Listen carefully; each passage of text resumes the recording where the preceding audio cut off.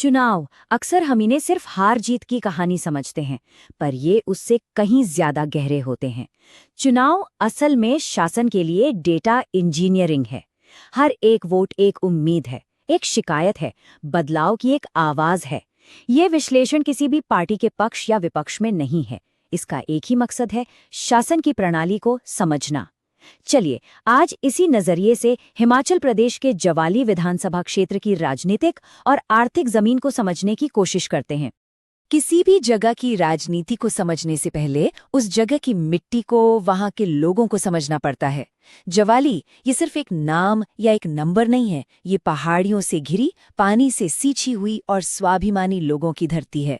यहाँ की जिंदगी खेती बाड़ी और प्रकृति के साथ चलती है, और यहाँ की राजनीति भी उतनी ही गहरी है। तो आगे का हमारा रास्ता बिल्कुल साफ है। हम शुरुआत करेंगे जवाली की जमीनी हकीकत से, फिर 2022 के चुनावी नतीजों को आंकड़ों की कसौटी पर परखेंगे। उसके बाद 30 साल के बदलते राजनीतिक पैटर्न को समझेंगे। इन सब की बुनियाद पर शासन के लिए एक ब्लूप्रिंट पर नजर डालेंगे, और आखिर में ये देखेंगे कि राजनीति को असरदार नीति में कैसे बदला जाता है। तो चलिए सबसे पहले जमीन पर उतरते हैं, क्योंकि हर डेटा के पीछे एक इंसान होता है, उनकी रोज की जिंदगी, उनकी परेशानियां और सरकार से उनकी उम्मीदें। जब तक हम इसे नहीं समझेंगे तब तक आंकड़े महज नंबर हैं और कुछ नहीं। स्क्रीन पर जो आप देख रहे हैं ये सिर्फ कुछ मुद्दे नहीं हैं, ये जवाली के लोगों की रोजमर्रा की हकीकत है। एक अधूरी सड़क का मतलब है बाजार से कटी हुई जिंदगी। ब्लॉक ऑफिस का दूर हो जाना मतलब हर छोटे सरकारी काम के लिए परेशानी। बढ़ती महंगाई और बेरोजगारी ये सीधे सीधे घर की रसोई पर असर डालती है। और जब बिजली पानी जैसी बुनियादी चीजें भी भरोसेमंद ना हो तो लोगों का व्यवस्था पर से यकीन उठने लगता है। ये सारी बातें मिलकर सिस्टम में भरोसे की एक बड़ी कमी की तरफ इशारा करती हैं। अब लोगों की इन शिकायतों को ध्यान में रखते हुए चलिए आंकड़ों की दुनिया में चलते हैं। देखते हैं 2022 के जनादेश ने क्या कहानी सुनाई। और याद रखिए, आंकड़े कभी झूठ नहीं बोलते, वो बस एक साफ और सच्ची तस्वीर दिखाते हैं अगर हम उन्हें ध्यान से देखें। 3031 ये सिर्फ एक नंबर नहीं है, ये इस बात का सबूत है कि जवाली में मुकाबला कितना नजदीकी था। जीत और हार के बीच बस कुछ हजार वोटों का ही फासला था। इसका सीधा मतलब है कि कुछ हजार वोटरों का मन बदलना ही नतीजा बदलने के लिए काफी था। अब इस चार्ट में एक दिलचस्प बात देखिए। इंडियन नेशनल कांग्रेस ने 51% से ज्यादा वोट हासिल किए। देखिए, 50% का आंकड़ा पार करना एक मनोवैज्ञानिक जीत होती है। ये दिखाता है कि आधे से ज्यादा वोटरों ने एक तरफा फैसला सुनाया। ये सिर्फ सीटों का अंतर नहीं, बल्कि एक साफ बहुमत का संकेत था। और ये आंकड़े हमें पूरी तस्वीर दिखाते हैं। जवाली में 1 लाख से ज्यादा वोटर हैं और उनमें से 73% से ज्यादा ने वोट डाला। ये बहुत ऊंचा टर्नआउट है।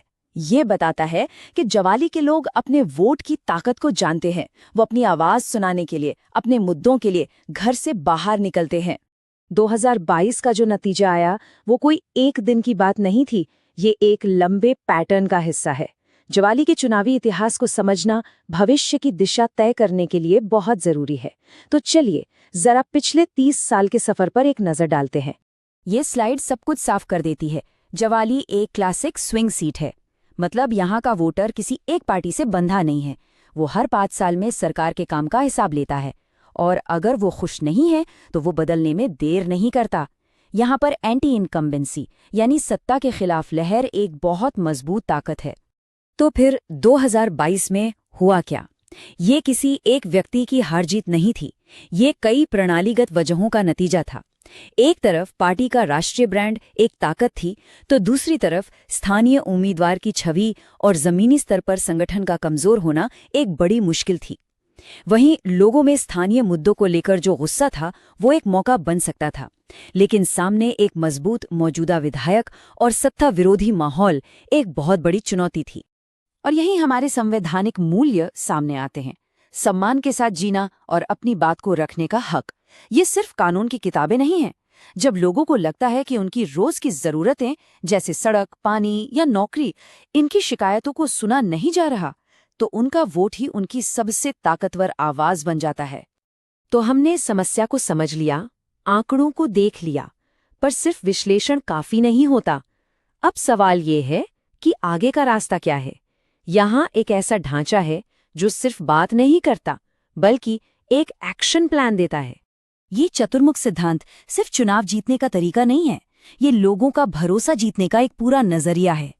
पहला चेहरा चुनावी, यानी सिर्फ अपने कोर वोटरों तक सीमित न रहकर समाज की हर तबके तक पहुंचना। दूसरा संगठनात्मक, यानी बूथ स्तर तक अपनी मौजूदगी को मजबूत करना। तीसरा कथात्मक, यानी एक ऐसी कहानी कहना जो विकास को लोगों के सम्मान और स्वाभिमान से जोड़ें। और चौथा संसाधन, यानी अपने समय, पैसे और लोगों का सही इस्तेमाल करना। और इस बड़ी रणनीति को जमीन पर उतारने के लिए ये है 90 दिन का ब्लूप्रिंट। ये एक स्टेप बाय स्टेप प्लान है।